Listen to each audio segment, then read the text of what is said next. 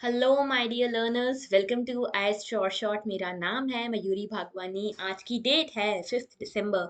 और 5 दिसंबर के जितने भी इम्पोर्टेंट न्यूज़ आर्टिकल्स हैं द हिंदू में छपे हुए, जितने भी इम्पोर्टेंट करंट अफेयर्स हैं, उन सभी के साथ डील करेंगे, उन सभी को एनालाइज करेंगे in detail with the perspective of your exam. तो शुरुआत करेंगे आज के एनालिसिस की, लेकिन उससे पहले बता दूं, आप हमसे इन सभी मीडियम के थ्रू कनेक्ट कर सकते हो। ठीक है, कोई भी डाउट, कोई भी क्वेरी हो regarding UPSC, you can always connect. Do not hesitate to ask any doubt. Okay, and Telegram channel जरूर से ज्वाइन करना, क्योंकि इसी पे आपको लेक्चर्स की पीडीएफ मिलेगी। ऑलराइट, चलिए।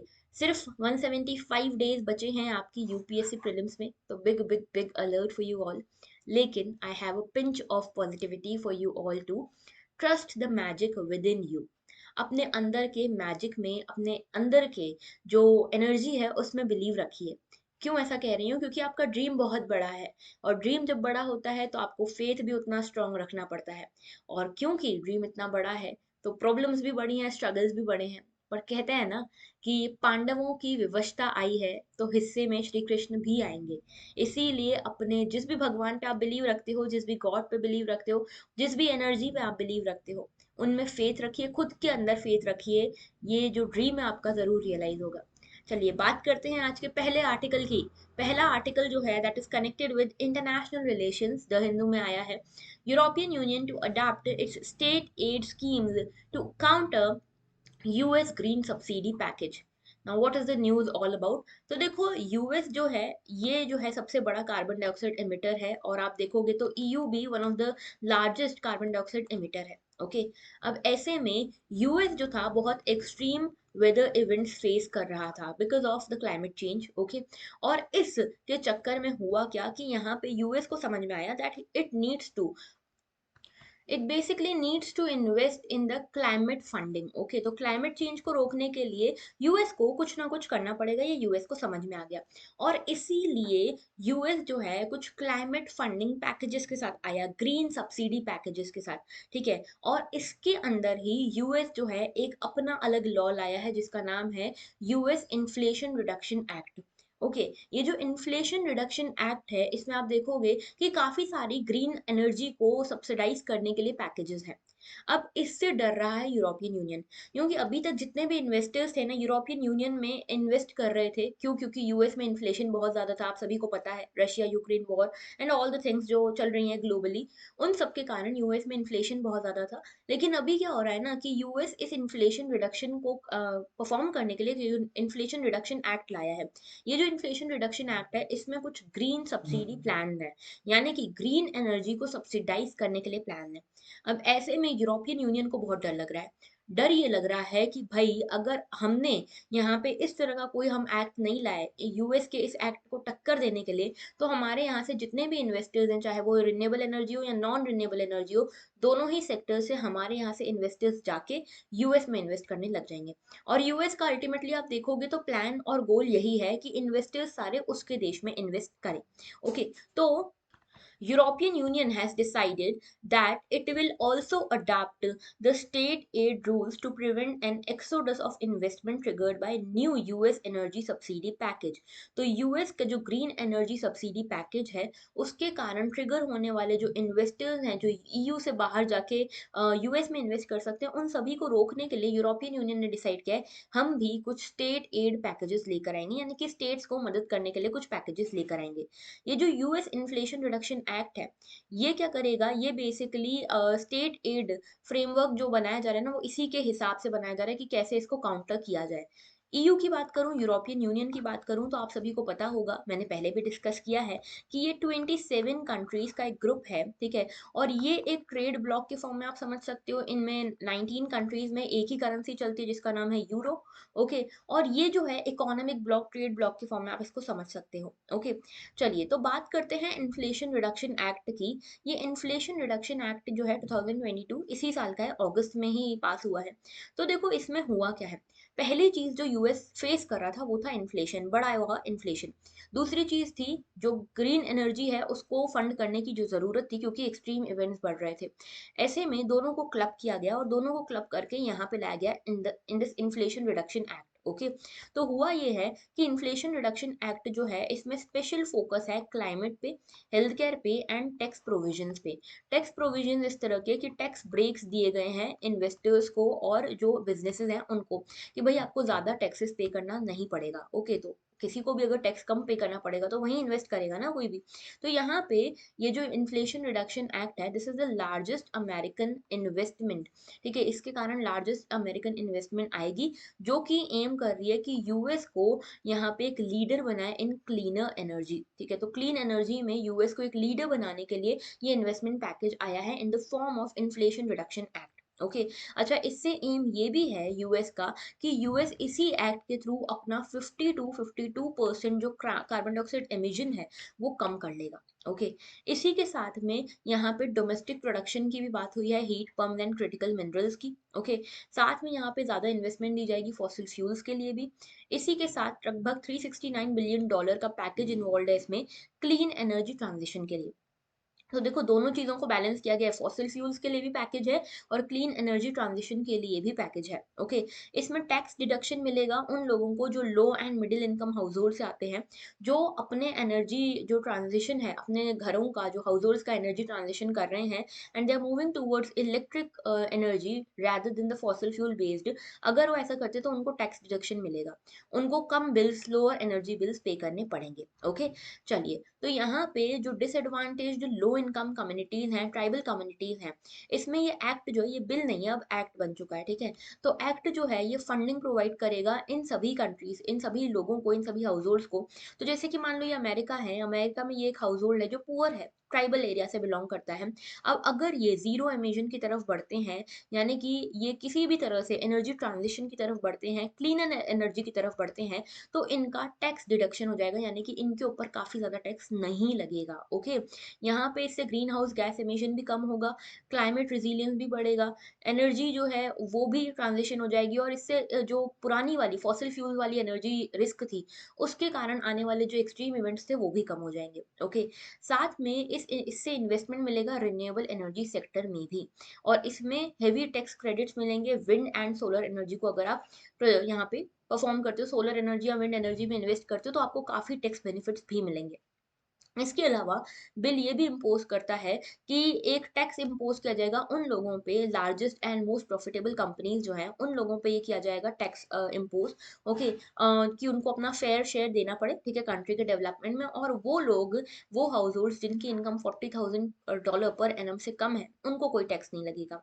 इसमें ऑयल एंड गैस ड्रिलिंग को भी एक्सपांड करने के लिए प्रोविजन है कि ऑयल एंड गैस ड्रिलिंग को भी एक्सपांड किया जाए, ऑनशोर हो या ऑफशोर ड्रिलिंग हो, जो जो भी हो। तो इसमें क्या हो रहा है देख रहे हो, ऑयल एंड गैस ड्रिलिंग के लिए यहाँ पे प्रोविजन है, फॉसिल फ्यूल्स के लिए है, मिनरल्स के लिए है, एंड साथ में क्लीनर एनर्जी की तरफ भी है। तो यहाँ पे एक फुल फ्लेजेड पैकेज है ये। ओके। ऑलराइट। अब देखो ऐसे ही क्लाइमेट पैकेजेस और भी कंट्रीज और भी ब्लॉक्स लेकर आ रहे हैं। जैसे जापान सेम सेम तरह का एक क्लाइमेट प्लान लेकर आया। इनका प्लान का नाम था इन्वेस्ट इन किशिदा। इस प्लान के अंतर्गत इन्होंने $1.1 ट्रिलियन का इन्वेस्टमेंट एम किया है फॉर जापानीज इकोनॉमी। ओके। और इसमें एम यही है कि 46% कार्बन एमिशन को रिड्यूस करेंगे ये बाय 2030। ओके। इसी के अलावा यूरोपियन यूनियन ने खुद ने भी प्लान किया था। ठीक है, हालांकि अभी तक ये परफॉर्म नहीं हो पाया, इंप्लीमेंट नहीं हो पाया, पर प्लान किया हुआ है। ठीक है, तो प्रपोज किया था इन्होंने fit for 55 plan. Fit for 55 में 55 क्या है, 55 का मतलब है कि इनका एम था कि ये 55% तक अपना कार्बन एमिशन रिड्यूस करेंगे बाय 2030। और ये जो प्लान है अभी तक लॉ नहीं बना है, लेकिन देखा ही जा रहा है कि अगर यूएस ईयू इस तरह के प्लान्स लाने लगते हैं क्लाइमेट एमिशन को या कार्बन एमिशन को रोकने के लिए, क्लाइमेट चेंज को रोकने के लिए, तो काफी बेनिफिट देखने को मिल सकता है। ओके। तो ये था पूरा आर्टिकल। इसमें यूरोपियन यूनियन डर रहा है कि जो यूएस ने इस तरह का प्लान लाया है उसमें फॉसिल फ्यूल वाली एनर्जी सेक्टर जो हो गया, ओके, जो नॉन रिन्यूएबल हो या रिन्यूएबल एनर्जी सेक्टर हो गया, सोलर एंड विंड वाला जो भी हो गया, इसमें इन्वेस्टमेंट ज़्यादा यूएस में जाएगी क्योंकि यहाँ पे टैक्स बेनिफिट्स मिल रहे हैं। ये सोचकर यूरोपियन यूनियन अभी थोड़ा सा बौखलाया हुआ है एंड खुद के लिए भी कुछ कुछ सोच रहा है। बात करते हैं नेक्स्ट आर्टिकल की। OPEC plus to continue present output despite fresh sanctions on Russia। तो अभी हुआ क्या है, देखो समझना इस बात को, इंटरनेशनल रिलेशंस का ये टॉपिक है। ओके, कल की ही न्यूज में हमने देखा कि यूरोपियन यूनियन ने ये डिसाइड किया है कि रशिया से आने वाले जितने भी इंपोर्ट्स हैं, रशिया जिस जिस कंट्री को भी ऑयल इंपोर्ट कर रहा है उसके लिए कंडीशन है। कंडीशन ये है कि ये जो वेस्टर्न ब्लॉक है, यूरोपियन यूनियन, नाटो वाला, ये जो वेस्टर्न ब्लॉक है ये मदद करेगा। जो बाकी कंट्रीज हैं अगर वो रशिया से ऑयल खरीदना चाहती हैं तो ये मदद करेगा, सारी फैसिलिटीज देगा, इंश्योरेंस देगा, क्लियरेंसेस देगा, रूट के क्लियरेंसेस देगा, ये सब करेगा। लेकिन उसके बदले इन कंट्रीज को ये मानना पड़ेगा कि वो रशिया से ऑयल खरीदें, लेकिन खरीदें मिनिमम प्राइस पे। मिनिमम प्राइस इन्होंने कैप लगा दिए $60 पर बैरल। ओके, तो अगर कोई $60 पर बैरल से नीचे के प्राइस में अगर रशिया से ऑयल खरीदता है तो वो इस कोएलिशन का हिस्सा बन सकता है, यूरोपियन यूनियन की स्कीम का हिस्सा बन सकता है, और उन्हें सारी क्लियरेंसेस वगैरह मिल जाएंगी यूरोपियन यूनियन और वेस्टर्न कंट्रीज से। इंडिया ने इसमें क्या बोला? इंडिया ने अभी तक कोई डायरेक्ट स्टेटमेंट नहीं दिया, लेकिन एक्सपर्ट्स ये मानते हैं कि इंडिया इसमें शामिल नहीं होगा, क्योंकि इंडिया ऑलरेडी रशिया का अलाय है। रशिया ऑलरेडी डिस्काउंटेड प्राइस पे इंडिया को ऑयल दे रहा है। बहुत ही माइनर सा डिफरेंस है यूरोपियन यूनियन के जो यहाँ पे प्राइस कैप है और रशिया जो उसमें हमको प्रोवाइड कर रहा है उसमें। तो हम इतने से मार्जिन के लिए अपनी दोस्ती खराब तो करेंगे नहीं। ओके, और साथ में यहाँ पे रशिया ने क्या कहा है? रशिया ने बोला है देखो भाई, ज्यादा ज्यादा चालाक मत बनो, ठीक है। हमें तुम अगर हमारे ऊपर इस तरह से प्राइस कैप लगाकर ये सोच रहे हो कि हमारे पास फंडिंग खत्म हो जाएगी और हम यहाँ पे जो हमारी वॉर है उसको कंप्लीट नहीं कर पाएंगे, तो ऐसा नहीं है। ओके, तो यहाँ पे रशिया ने क्लियरली बोला है कि अगर कोई भी ये प्राइस कैप वाले मामले में, कोएलिशन में, स्कीम में फंसता है तो हम उसको देंगे ही नहीं, ऑयल ही नहीं देंगे। अभी देखो रशिया का एक बेनिफिट फंसा हुआ है कि रशिया को फंडिंग की जरूरत है, इसीलिए ऑयल इतने सस्ते में रशिया बेच रहा है। लेकिन बाकी कंट्रीज का भी तो कुछ इंटरेस्ट फंसा हुआ है। इतना इन्फ्लेशन है, इतना फ्यूल का प्राइस राइज चल रहा है, ऐसे में अगर कहीं से इतने कम रेट्स में ऑयल मिल रहा है तो कौन मिस करना चाहेगा इस अपॉर्चुनिटी को? लेकिन रशिया ने यहाँ पे क्लियरली को कह दिया है कि अगर कोई भी इस कोएलिशन का हिस्सा बनता है, वो एक्सपेक्ट मत करना कि हम उसको ऑयल देंगे, ठीक है। डिस्काउंटेड प्राइस, ये प्राइस कैप वाला प्राइस तो भूल ही जाओ, डिस्काउंटेड प्राइस में भी नहीं देंगे। ओके, तो ये अभी साइड में यूरोपियन यूनियन और ये जो हमारी रशिया है इनके बीच में ये ट्रांजैक्शन चल रहे हैं। ऐसे में ओपेक, ओपेक क्या है? जो ऑयल प्रोड्यूसिंग कंट्रीज हैं वो उनका एक ग्रुप बनता है ओपेक। अब ये ओपेक से उम्मीद की गई कि भाई अगर रशिया से सप्लाई कम होने वाला है या बढ़ने वाला है जो भी है, उस हिसाब से ओपेक भी अपना सप्लाई कम ज्यादा करे ना, ठीक है। तो ओपेक ने बोला हम कुछ नहीं करेंगे, हम तो स्टेबल ही रहेंगे, क्योंकि अभी बहुत अनसर्टेन है कि रशिया तुम्हारा ये जो प्लान है, तुम्हारा जो कोएलिशन, तुम्हारी जो स्कीम है उसको सक्सेसफुल होने दे भी रहा है कि नहीं दे रहा है हमको नहीं पता। तो ओपेक ने बोला अभी हम अपना आउटपुट स्टेबल रखेंगे। ओके, तो देखो जरा इसके बारे में थोड़ा डिटेल में समझते हैं। जो मेजर ऑयल प्रोड्यूसिंग कंट्रीज हैं, सऊदी अरेबिया वगैरह, उन्होंने बोला है कि भाई ठीक है, जो भी रशिया के साथ हो रहा है होने दो, ठीक है, अनसर्टनिटी बहुत है। तो अभी हम अपने जो आउटपुट था, हमारा जो सप्लाई था, उसको हम एक कांस्टेंट ही रखेंगे। और ओपेक प्लस कंट्रीज ने बोला है कि यहाँ पे अब हमारा मिलना अगला जून में होगा, लेकिन अगर बीच में ऐसा कुछ होता है कि हमें लगता है कि हाँ सप्लाई बढ़ाना चाहिए, घटाना चाहिए, जो भी, तो हम उस हिसाब से काम करेंगे, ठीक है। लेकिन रशिया ने तो अनाउंस कर दिया है कि भाई जो भी इस तरह का काम करेगा, कोएलिशन में पार्टिसिपेट करेगा, उसको तो हम ऑयल देने नहीं वाले हैं। तो ये सब क्या चल रहा है? एक इकोनॉमिक ग्लूम चल रहा है, ठीक है। इकोनॉमिक ग्लूम, बहुत अनसर्टनिटी है, साथ में इन्फ्लेशन बहुत हाई रेट्स पे चल रहा है। चाइना की जो नीड्स हैं, चाइना के से मेन डिमांड आती थी, चाइना की डिमांड्स अभी गिरी हुई हैं क्योंकि वहाँ पे कोविड का लॉकडाउन लॉकडाउन अभी तक चल रहा है, रिस्ट्रिक्शन अभी तक चल रहे हैं, ठीक है। तो ऐसे में ये ग्लोबल क्रूड जो है, क्रूड ऑयल जो है, इसके ऊपर भी अनसर्टनिटी बनी हुई है। ओके, तो देखो यहाँ पे ये ओपेक की बात कर लेते हैं। ओपेक यानी कि organisation of petroleum exporting countries. Okay, OPEC का फुल फॉर्म है organisation of petroleum exporting countries.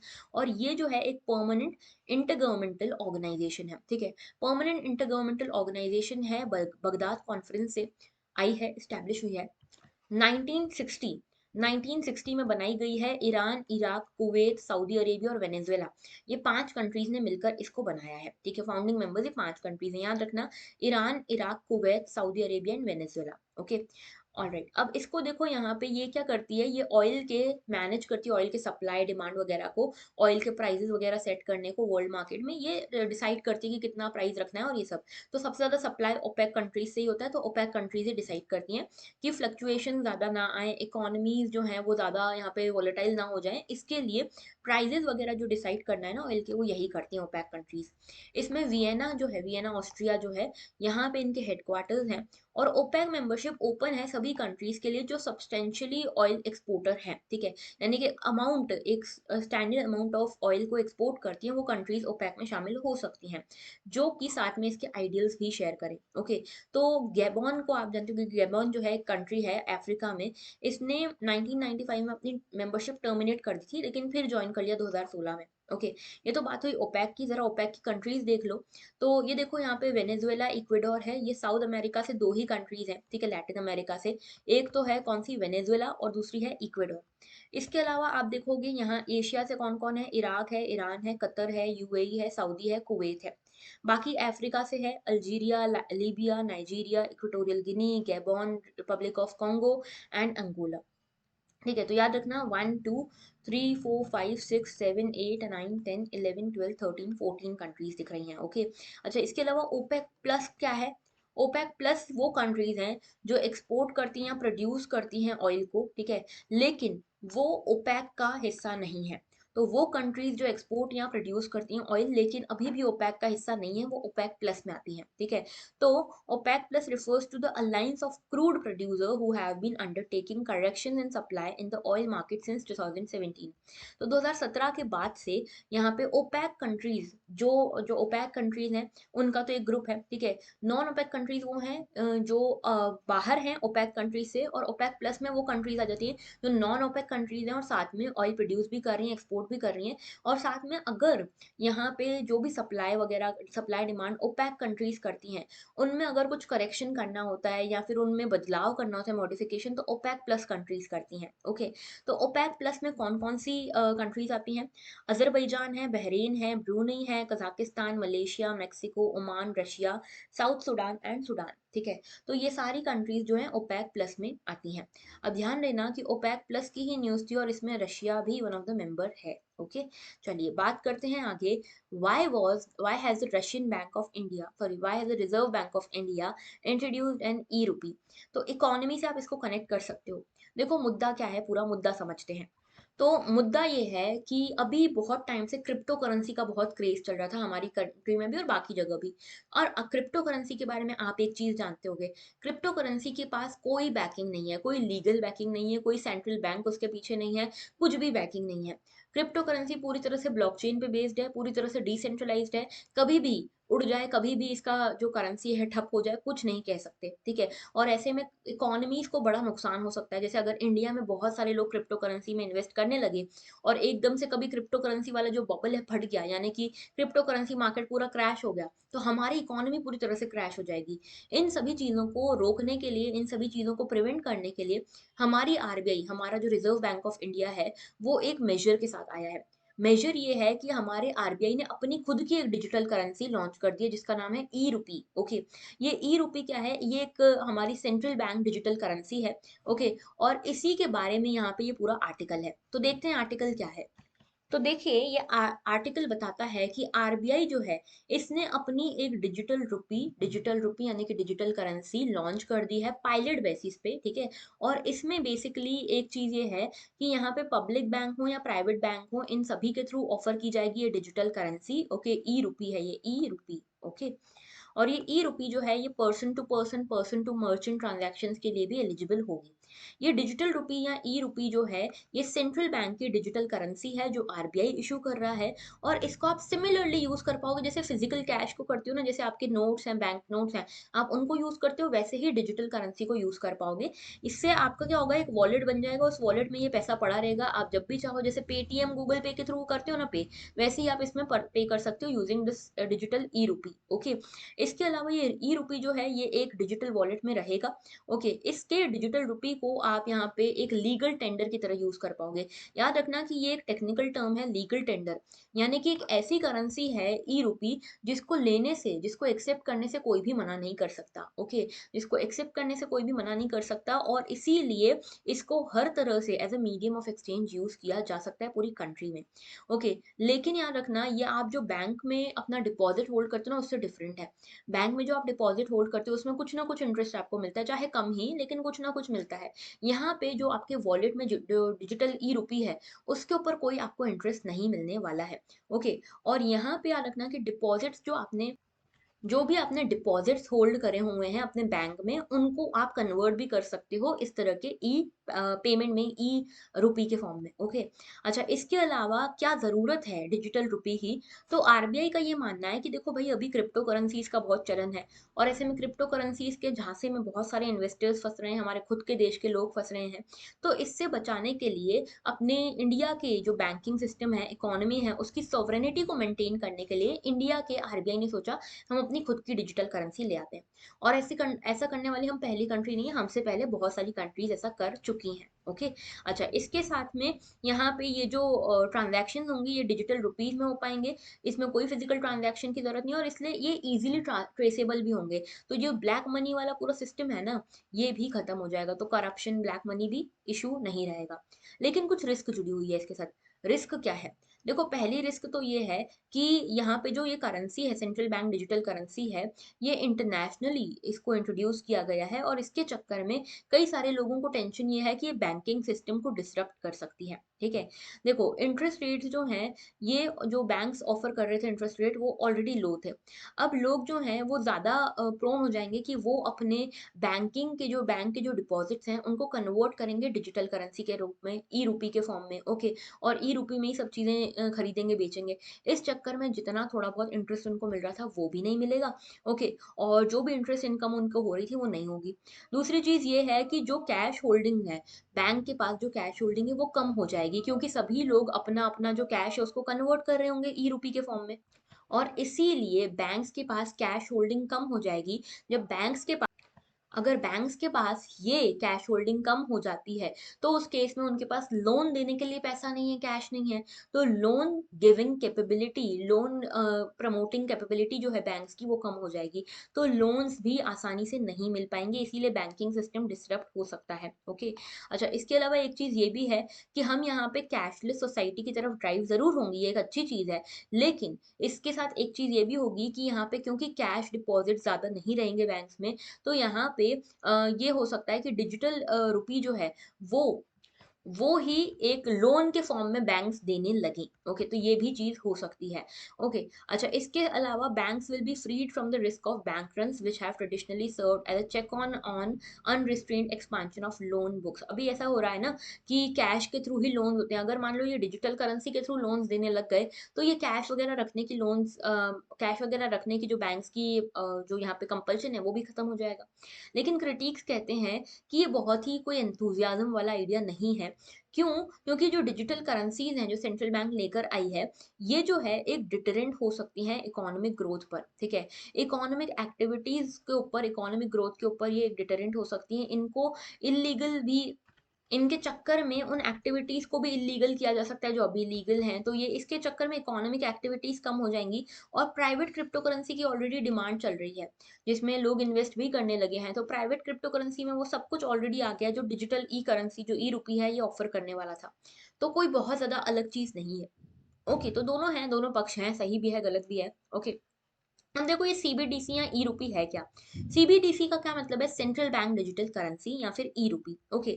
ये क्या है? ये एक लीगल टेंडर है जो आरबीआई ने इशू किया है, डिजिटल फॉर्म में इशू किया है। ये एक फिएट करेंसी होगी, यानी कि एक्सचेंजेबल होगी, आप इसको एक्सचेंज कर सकते हो one two one, one two merchant. Okay. और ये इसीलिए ये फिएट करेंसी है। ओके। लीगल टेंडर ये क्यों है? क्योंकि इसको कोई भी लेने से, कोई भी एक्सेप्ट करने से मना नहीं कर सकता। ओके। ई रुपी जो है, ये आप देखते हो कि ये डिजिटल टोकन के फॉर्म में आपको मिलेगी। ओके। और इसको आप क्लेम कर सकते हो, ये इफेक्टिवली फंक्शन करेगी, डिजिटल इक्विवेलेंट होगी बैंक नोट का। इसको ट्रांसफर किया जा सकता है electronically one holder to another holder की तरफ। ओके। और ये जो है यूसेज फंक्शन के बेसिस पे इसको डिजिटल रुपी बोला जा रहा है। इसकी एक्सेसिबिलिटी अलग अलग लेवल पे रहेगी। आरबीआई ने बताया कि डिजिटल रुपी दो कैटेगरीज में आपको मिलेगी। एक होगी रिटेल ई रूपी और दूसरी होगी होलसेल सीबीडीसी। रिटेल ई रूपी जो है ये इलेक्ट्रॉनिक वर्जन है कैश का ही। इसके थ्रू आप रिटेल ट्रांजैक्शंस कर पाओगे। ओके। और ये जो है आपको एक्सेस देगी सेफ मनी का, यानी कि आपको कैश ऐसे जो है जेब में रख के घूमने की जरूरत नहीं। आपके मोबाइल में, आपके ई वॉलेट में ये कैश पड़ा रहेगा इन द फॉर्म ऑफ ई रूपी। ओके। ऑलराइट। दूसरा है wholesale central bank digital currency, ये रिस्ट्रिक्टेड है सिर्फ कुछ ही फाइनेंशियल इंस्टीट्यूशंस के लिए। जैसे कि अगर आपको गवर्नमेंट सिक्योरिटीज खरीदनी है या इंटर बैंक ट्रांजैक्शन, एक बैंक को दूसरे बैंक से ट्रांजैक्शन करने हैं, तो वो सब बिना कैश के ट्रांसफर से हो सकता है using this wholesale CBDC. Okay, और इसके थ्रू कैपिटल मार्केट ज़्यादा इफिशियंट हो जाएगा। ये जो ऑपरेशनल कॉस्ट है कैश इधर से उधर पहुंचाने की, ये सब मिनिमाइज हो जाएगा। ओके, इसके साथ में देखो ई रूपी जो है सर्कुलेट कैसे होगा। तो यहाँ पे जैसे अलग अलग डिनोमिनेशन के नोट सर्कुलेट होते हैं ना, वैसे ही अलग अलग डिनोमिनेशन का ई रूपी कॉइन्स जो टोकन है वो यहाँ पे सर्कुलेट हो पाएंगे। ये जो ट्रांजैक्शन होगा डिजिटल वॉलेट के थ्रू होगा, जिसमें बैंक्स पार्टिसिपेट करेंगे, इंडिविजुअल्स पार्टिसिपेट करेंगे, मोबाइल फोन्स के थ्रू, डिवाइसेस के थ्रू ये ट्रांजैक्शन हो पाएगा। ट्रांजैक्शन दोनों तरीके का हो सकता है, person to person and person to merchant to. Okay, all right, बात करते हैं आगे। तो इसका बेनिफिट क्या होगा? बेनिफिट कई सारे हैं। देखो यहाँ पे फ्यूचर पेमेंट नीड्स आप डिजिटल इकोनॉमी के थ्रू कंप्लीट कर पाओगे, कैशलेस इकोनॉमी बना पाओगे। ओके, इससे आपकी जो सेंट्रल बैंक मनी है उसकी अवेलेबिलिटी, यूजेबिलिटी बढ़ेगी। साथ में यहाँ पे जो कॉन्सिक्वेंसेज हैं कैश के डिक्लाइन के, उनको आप एड्रेस कर पाओगे।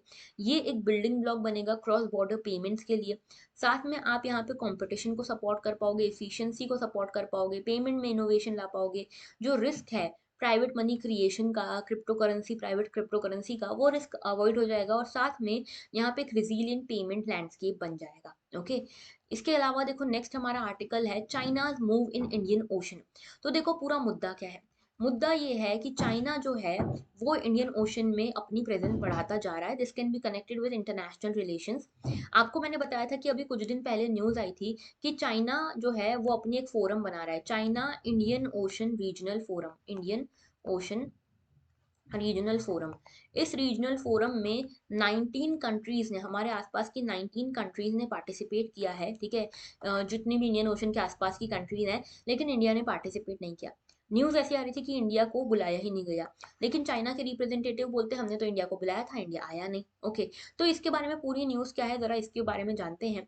तो देखो चाइना के जो टॉप डेवलपमेंट एड एजेंसी है, उन्होंने China India Indian Ocean Region Forum, China Indian Ocean Region Forum ये बनाई थी। ठीक है, इसको ऑर्गेनाइज किया था और यहाँ पे कहाँ पे हुई थी? कुनमिंग में हुई थी।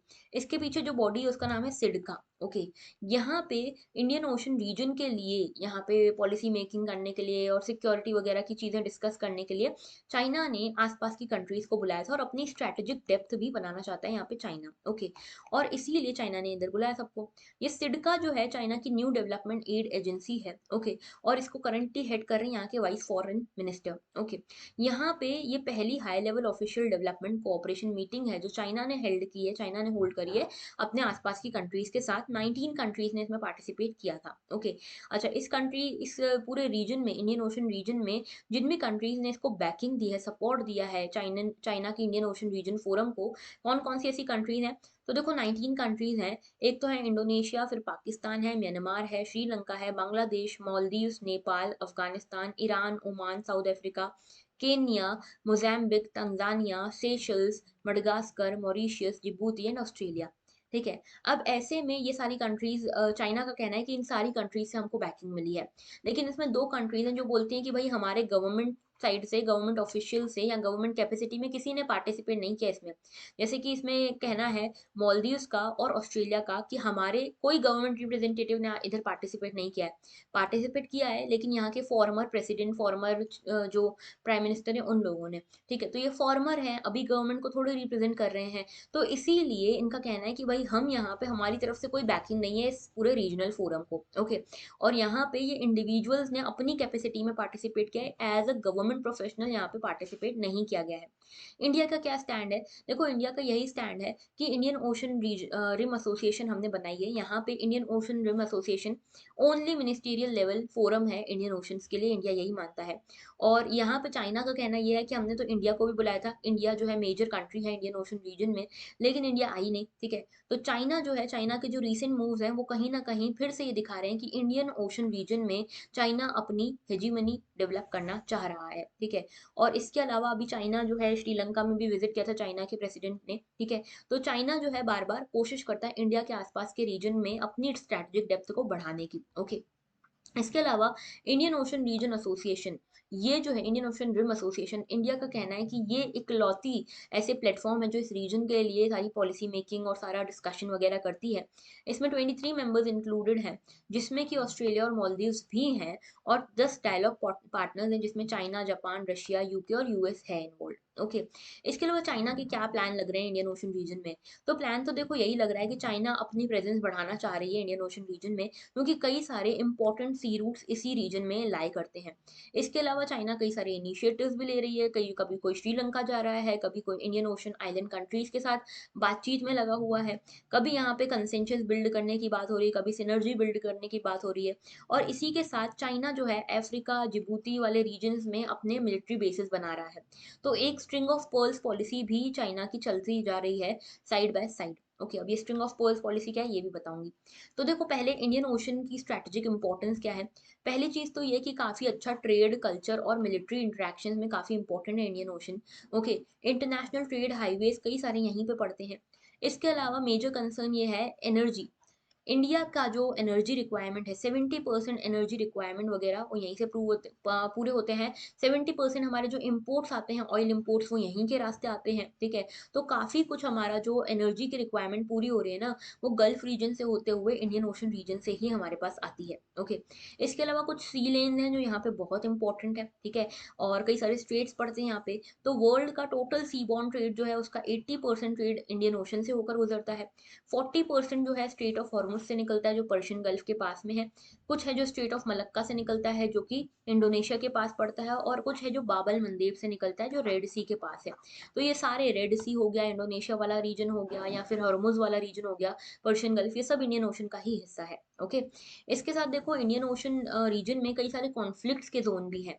जैसे कि आप देखोगे कि यहाँ पे अफगानिस्तान में इश्यूज चल रहे हैं, Somalia, Sri Lanka, Pakistan, Iraq, Sudan, इन एरियाज में कॉन्फ्लिक्ट के जोन्स भी हैं।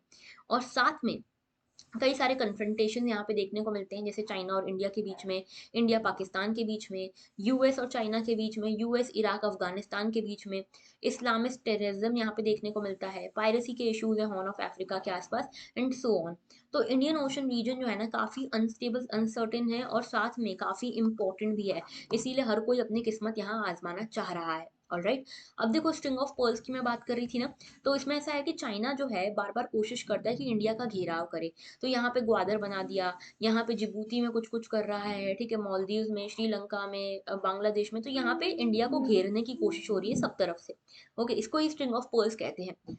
अब देखो यहाँ पे पाकिस्तान में ग्वादर दिख रहा है आपको। इसी के साथ ये देखो ओमान में है, फिर जिबूती में है, फिर केन्या में, तंजानिया में, सेशल्स में, मालदीव्स में, श्रीलंका में, बांग्लादेश में, म्यांमार में, इन सभी जगह पे चाइना ने अपने बेसिस बनाए हुए हैं, जो कि बेसिकली इंडिया को काउंटर करने के लिए, इंडिया का जो यहाँ पे इंपॉर्टेंस है, इंडिया की जो स्ट्रेंथ है, इन्फ्लुएंस है इंडियन ओशन रीजन में, उसको काउंटर करने के लिए है।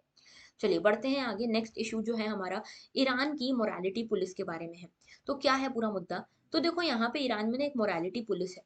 ये मोरालिटी पुलिस जो थी, यहाँ पे विमेन के ऊपर चेक रखती थी कि जो यहाँ पे ईरान के हिसाब से मॉरल्स हैं, ठीक है, विमेन के लिए, वो फुलफिल्ड हो रहे हैं कि नहीं। अगर नहीं हो रहे हैं तो विमेन जो भी विमेन यहाँ पे इसको वायलेट करती है, उसके अगेंस्ट कार्रवाई होती है। तो अभी 2 महीने पहले क्या हुआ, यहाँ पे एक लेडी, ठीक है, सिर्फ 22 साल की एक लड़की, जिसका नाम है महासा अमीनी। ओके।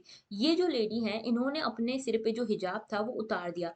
और ईरान जो है, वहाँ पे एक रूल है कि जो लड़कियां हैं वो हिजाब पहनकर ही बाहर निकलेंगी। वहाँ की मोरालिटी ये कहती है। मोरालिटी क्या है? Standard set by society. इसका कोई रीजन हो सकता है, कोई रीजन नहीं हो सकता। तो यहाँ पे मोरालिटी ईरान की कहती है कि भाई विमेन जो है वो हिजाब पहन के बाहर निकले, रूल बना दिया इन्होंने। और इसको चेकआउट करने के लिए, इसकी अकाउंटेबिलिटी फिक्स करने के लिए एक मोरालिटी पुलिस बना दी। तो यहाँ पे ये महसा अमीनी जो है, ये हिजाब के बिना बाहर निकल गई। ओके। और इनको कैप्चर कर लिया गया। तो मोरालिटी पुलिस ने इनको अरेस्ट कर लिया, और इनकी कस्टडी में इसकी डेथ हो गई, इस लड़की की। तो कस्टोडियल डेथ हो गई यहाँ पे। और कहा यह जा रहा है कि इस मोरालिटी पुलिस ने इसको इतना टॉर्चर किया था कि इसकी डेथ हो गई। तब से यहाँ पे एक मूवमेंट शुरू हो गया, जो विमेन लेड मूवमेंट शुरू हो गया, कि नहीं पहनेंगे हिजाब, जाओ जो करना है कर लो, ठीक है। तो यहाँ पे बेसिकली ये प्रोटेस्ट जो है मोरालिटी पुलिस के अगेंस्ट चल रहा था, ठीक है। और यहाँ पे रायट्स तक में बदल गया था ये जो पूरा मूवमेंट है। ओके, तो देखो ये पूरा क्या इशू है, ईरान के क्या हिजाब लॉज हैं। तो देखो पहली चीज़ तो ये कि ये बहुत कंपलसरी था यहाँ पे विमेन के लिए कि वो हिजाब पहने ईरान में। 1979 के इस्लामिक रिवॉल्यूशन के बाद से ये चीज़ शुरू हो गई थी। यहाँ पे एक मोरालिटी पुलिस थी जो टास्क्ड थी कि भाई विमेन इस चीज़ को मान रही है कि नहीं मान रही है, चेकआउट किया जाए। और साथ में ईरानियन विमेन जो हैं उन्होंने कुछ 2014 से ही कुछ कुछ फोटोज वगैरह वीडियोस वगैरह शेयर किए थे कि भाई देखो हम तो नहीं पहन रहे हिजाब। तो यहाँ पे इन्होंने एक कैंपेन शुरू कर दिया था, माई स्टेल्दी फ्रीडम। ओके, तब से चल रहा है और अभी रिसेंटली 2 महीने पहले ये इंसिडेंट हो गया महसा अमीनी वाला। ओके, यहाँ पे कई सारे और मूवमेंट्स भी हुए हैं जैसे white Wednesday, girl of revolution revolution street, ये सारे जो मूवमेंट्स हैं ये यहीं से हुए हैं। Okay, alright. और इसके हिजाब लॉस के बारे में और बात करें तो कौन कौन सी कंट्रीज में ऐसा और है। अफगानिस्तान में जब से तालिबान आया है तो ये रूल बना दिया है कि विमेन जो है हिजाब के बिना घर से बाहर नहीं निकल पाएंगी। ओके, और जब भी पब्लिक में आए तो उनको एक पर्दे में आना है, बाहर नॉर्मली नहीं आना है। सऊदी अरेबिया में आप देखोगे तो वहाँ पे रूल है कि विमेन जो है अबायास पहनकर ही बाहर निकलेंगी। इंडोनेशिया पाकिस्तान में इस तरह का कोई रूल नहीं, जबकि ये इस्लामिस्ट कंट्रीज नहीं है, मुस्लिम मेजोरिटी कंट्रीज ही हैं। ओके, ठीक है। ईरान की लोकेशन देख लो तो ऊपर देखो कैस्पियन सी है, नीचे है पर्शियन गल्फ, और आसपास यहाँ अजरबैजान, अर्मेनिया, टर्की, इराक, और यहाँ पे तुर्कमेनिस्तान, अफगानिस्तान और पाकिस्तान पड़ता है। ठीक है, चलिए बढ़ते हैं आगे। नेक्स्ट इशू जो है हमारा एडिटोरियल है, एडिटोरियल आया है द हिंदू में। एडिटोरियल है सॉइल्स के बारे में, सॉइल मैनेजमेंट के बारे में। तो पुअर सॉइल मैनेजमेंट जो है हमारी फूड सिक्योरिटी के ऊपर एक बड़ा मुद्दा बन सकता है, इसके ऊपर पूरा आर्टिकल है। तो पहले इस आर्टिकल में बताया गया है कि सॉइल की इंपॉर्टेंस क्या है। ऑथर बताते हैं कि सॉइल देखो इतना ज़रूरी है हमारे लिए क्योंकि इसी के ऊपर सारी प्लांट ग्रोथ डिपेंड करती है। सही बात है ना, प्लांट ग्रोथ सारी इसी पे डिपेंड करती है, न्यूट्रिशन की सारी नीड्स इसी पे डिपेंड करती है। और इसीलिए यहाँ पे फूड सिक्योरिटी के लिए तो ज़रूरी है ही, साथ में हमारे क्लाइमेट को प्रॉपर रखने के लिए भी सॉइल बहुत ज़रूरी है क्योंकि it is second largest carbon sink. Carbon को एब्जॉर्ब करने में भी सॉइल की बड़ी भूमिका है, इसीलिए अगर हम चाहते हैं कि कार्बन सिंक बना रहे तो सॉइल का मैनेजमेंट बहुत ज़रूरी है। इसके साथ यहाँ पे लैंडस्केप मैनेज करना, ड्रॉट्स वगैरह से बचाना, ड्रॉट्स जैसे अगर ड्रॉट आए या फ्लड्स आए तो उसके अगेंस्ट कितनी रिजीलियंस ये सॉइल पर डिपेंड करता है। ठीक है, इसी के साथ आप देखोगे कि यहाँ पे फूड सिस्टम का बेसिस बनाता है सॉइल। ओके, और अभी वर्ल्ड सॉइल डे 5 दिसंबर आज है। ओके, और यहाँ पे थीम जो है वो है soils where food begins. Okay, तो इसके थ्रू यहाँ पे कोशिश की गई है सॉइल के रिगार्डिंग अवेयरनेस लाने की कि सॉइल कितना इंपॉर्टेंट है, हेल्दी सॉइल्स कितने इंपॉर्टेंट है। ओके, इसके अलावा यहाँ पे डिग्रेडेशन या क्या कारण है इसके डिग्रेडेशन के, क्या कारण है कि अभी तक सस्टेनेबल मैनेजमेंट नहीं हो पा रहा सॉइल्स का। तो देखो यहाँ पे न्यूट्रिएंट लॉस है, पोल्यूशन है। ठीक है, इसके अलावा कुछ इंडस्ट्रियल वेस्ट वगैरह आ जाता है, इसके साथ में वेस्ट ट्रीटमेंट हो रहा है, माइनिंग हो रही है, एग्रीकल्चर का गलत तरीके से यहाँ पे मिसयूज हो रहा है सॉइल के थ्रू, फ्यूल एक्सट्रैक्शन जो फॉसिल फ्यूल एक्सट्रैक्शन है वो हो रहा है, ट्रांसपोर्ट एमिशन हो रहा है, ये सब सॉइल को नेगेटिवली अफेक्ट कर रहे हैं। यहाँ पे soil erosion, run of, leaching, ये सब हम देखते हैं, सबल बर्निंग हम देखते हैं। इनसे क्या होता है, सॉइल की क्वालिटी खराब होती है, सॉइल इरोड होता है। अभी देख रहे हैं 29% इंडिया का जो टोटल लैंड है, ठीक है, सॉइल वाला जो लैंड है, एरेबल लैंड है, वहाँ पे इरोजन हो रहा है। ठीक है, इस तरह से अफेक्ट हो रहा है सॉइल। यहाँ पे एग्रीकल्चर प्रोडक्टिविटी इसके कारण अफेक्ट होती है, इन सीटू बायोडाइवर्सिटी कंजर्वेशन इसके कारण अफेक्ट होता है, वेलबींग लोगों की अफेक्ट होती है। ओके, अभी देखा जा रहा है कि 3.7 मिलियन हेक्टर लैंड है जहाँ पे न्यूट्रिएंट लॉस हुआ है सॉइल में। ठीक है, ये क्यों हो रहा है, क्योंकि फर्टिलाइजर्स का ओवर यूज हो रहा है, इरिगेशन का ओवर यूज हो रहा है। ठीक है, वेस्ट वाटर यहाँ पे बहुत है। तो ये सब रीजन है। अब इंडिया की कंजर्वेशन स्ट्रैटेजी क्या है फिर, तो मेजर्स क्या ले रहा है इंडिया, तो देखो इंडिया ने कई मेजर्स लिए सॉइल कंजर्वेशन के लिए। 5 pronged स्ट्रैटेजी हमारी रही है। पहली तो यही है कि सॉइल को केमिकल फ्री बनाना है, बायोडाइवर्सिटी वापस लानी है। ठीक है, इसके अलावा सॉइल में मॉइस्चर लाना है, सॉइल डिग्रेडेशन कम करना है, सॉइल इरोजन कम करना है, ये सारे। ओके, इसके लिए हम कई सारे मेजर्स लेकर आए हैं, जैसे कि एक तो हमारा सॉइल हेल्थ कार्ड है, दूसरा है हमारा यहाँ पे national mission for sustainable agriculture, तीसरा है हमारा प्रधानमंत्री कृषि सिंचाई योजना। ओके, इसके अलावा ऑर्गेनिक फार्मिंग को भी हम फोकस कर रहे हैं, परंपरागत जो फार्मिंग है उसको हम फोकस कर रहे हैं। साथ में यहाँ पे फूड एंड एग्रीकल्चर ऑर्गेनाइजेशन हमारे भारतीय सरकार के साथ, इंडियन गवर्नमेंट के साथ मिलकर कोलैबोरेट कर रही है, अलग अलग टूल्स बना रही है फोरकास्ट करने के लिए। स्टेट्स के साथ यहाँ पे कोलैबोरेट कर रही है, दीनदयाल अंत्योदय योजना को बढ़ाने के लिए आगे इसमें फोकस किया जा रहा है, सॉइल मैनेजमेंट को लेकर। ओके, एग्रो इकोलॉजिकल अप्रोचेस उठाए जा रहे हैं, लगाए जा रहे हैं, फार्मर्स को अवेयर करने की कोशिश हो रही है, ऑर्गेनिक फार्मिंग को लेकर यहाँ पे अवेयरनेस फैलाने की कोशिश हो रही है। और साथ में ये बात हो रही है कि किस तरह से इन्फॉर्मेशन को एविडेंस बेस्ड डिसेमिनेशन हो पाए, इसका इन्फॉर्मेशन प्रॉपर्ली स्प्रेड हो पाए, और किस तरह से सक्सेसफुल प्रैक्टिसेस की तरफ हम और जा सकते हैं, किस तरह से क्लीन एंड सस्टेनेबल टेक्नोलॉजीज हम यूज़ कर सकते हैं, कैसे कंज्यूमर सिटीजन साथ में आकर सॉइल मैनेजमेंट में हेल्प कर सकते हैं, किचन गार्डन हम बना सकते हैं, कंज्यूम करना है अगर फूड तो उसको एक पैटर्न में कर सकते हैं, मिलेट्स वगैरह को आगे बढ़ा सकते हैं, जिससे सॉइल की हेल्थ अच्छी हो। तो सॉइल मैनेजमेंट के बारे में आज पूरा टॉपिक इसीलिए क्योंकि आज सॉइल डे भी है, ठीक है, वर्ल्ड सॉइल डे है। तो सॉइल इंपॉर्टेंट है, और सॉइल कैसे इंपॉर्टेंट है, क्यों इंपॉर्टेंट है, कैसे हम इसके लिए मेजर्स ले रहे हैं, ये ज़रूरी है जानना। ओके, और आज का मेंस का क्वेश्चन भी इसी के ऊपर डिपेंड करता है। एक चीज़ और बता दूं कि मेंस का जो क्वेश्चन है ये दे रही हूँ मैं, examine the significance of soil as a resource, what are the threats to the soil wealth in India, discuss in 10 marks. Okay, 10 marks में आपको इसको डिस्कस करना है 150 वर्ड्स में। तो देखो, जो भी लोग इसका आंसर लिखना चाहते हैं ना, लिखकर हमारे टेलीग्राम ग्रुप पर भेज सकते हैं। टेलीग्राम ग्रुप पर भेजोगे, मैं कोई भी जो 4 स्टूडेंट्स अपना आंसर सबसे पहले भेजेंगे ना, उनका आंसर इवेलुएट करूंगी। ओके, तो चाहो आप लिखो ये आंसर, और 4 स्टूडेंट्स का इवेलुएशन मैं खुद करूंगी। तो बाकी लोग पीयर टू पीयर रिव्यू कर सकते हैं, लेकिन कम से कम लिखकर कोशिश जरूर करना। Alright, so that was all. और अगर आपको ये लेक्चर अच्छा लगा है तो सब्सक्राइब करना बिल्कुल मत भूलना, लाइक करना मत भूलना, शेयर करना मत भूलना, और कमेंट करना भी मत भूलना। That was all, thank you for watching and have a very good day.